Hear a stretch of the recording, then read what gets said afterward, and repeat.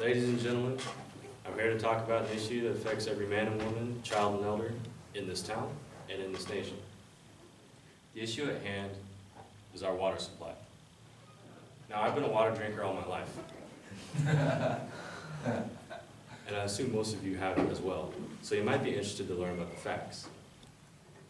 Water is very important for the body functions, digestive system, the immune system, temperature control. The FDA recommends that we drink about 2 liters of water a day. It's about 8 glasses. But what you might not know is that it's probably the most dangerous thing you do during the day.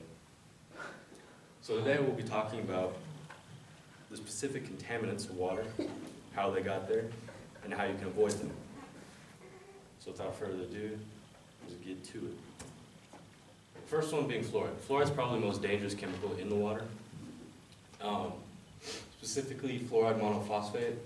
It's present at 1 gram per liter of drinking water in Kansas. It's added intentionally for the purpose of dental health, but and that's not refuted. It does help you get whiter teeth, but there's a plethora of adverse side effects. One of them being that since your body doesn't filter it out, it accumulates through a lifetime, and symptoms of fluorosis can set in like as you get older, and that's why people tend to overlook it, because it's just, old people, they fall apart. Fluoride plays a big part in that. But symptoms can include hardening of the pineal gland, which can lead to like fog of thought, or a lack of derealization is a big thing. It can also lead to digestive tract inflammation, many neurological disorders such as Alzheimer's disease and dementia, MS. Also neurological ailments, so you got like random nerve pains and stuff like that. That's onset, and it gets worse as you get older. Another one is chlorine. Chlorine's added to the water for water purification. When most people think of chlorine, it's usually they think of a pool. And that's because they add it to the water to keep it clear and clear microbes and stuff like that. And the same principles apply to drinking water.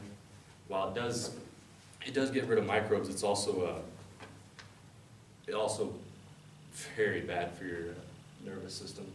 It can lead to rapid decay of your spinal cord, and then up in there in the brain, it causes symptoms similar to fluoride, like MS and Alzheimer's. Finally, heavy metals.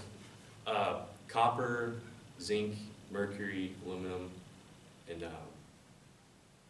phosphorus are all found in water. And these, they're there unintentionally, but we'll get to that in a minute.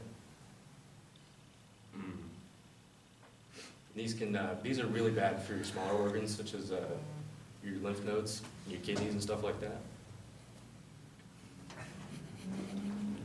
Here you can see we got kidneys and lymph nodes here, and they've just been poisoned by lead. They're really bloody. If you don't know, they shouldn't look like that. Okay, so now that we know what's in the watermelon and why. Well, as I stated before, fluoride's there because of your teeth. And then chlorine's there for sanitation. Now, heavy metals is tricky because it's there by accident. Now, there's natural concentrations of metal in the water, but that's from natural deposits. The unnatural concentrations we see come from anything from coal-fired power plants, landfills, refineries, industrial operations, agricultural pesticides, any kind of pollution runoff. So the kicker is, stop to think how many of those we have here at McPherson. A lot. Every one of them. Now think about the fact that McPherson's on top of the biggest aquifer in the nation, the Ogallala.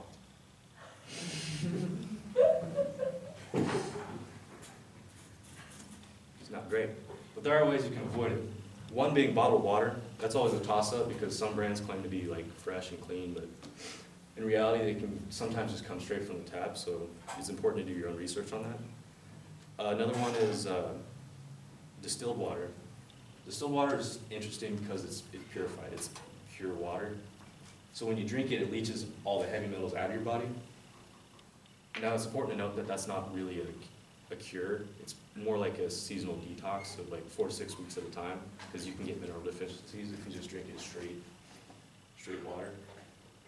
But yeah, it's a good detox. And the final thing you can do yourself is just get a filter. There's a lot of different types, like charcoal filters, just runs water through a charcoal basket, and it's good at leaching out chlorine and stuff. A little more advanced, you have reverse osmosis, which leaches water through the reverse osmosis process. And that's better at picking up heavy metals and fluoride, a lot of bacteria. But the biggest thing you can do is lobby your state and local government to remove fluoride, or the intentional chemicals, and push them for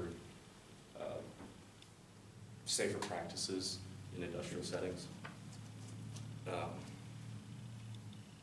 So yeah, today we looked at the contaminants of water, why they're there, and how you can avoid them. Thank you. And that's what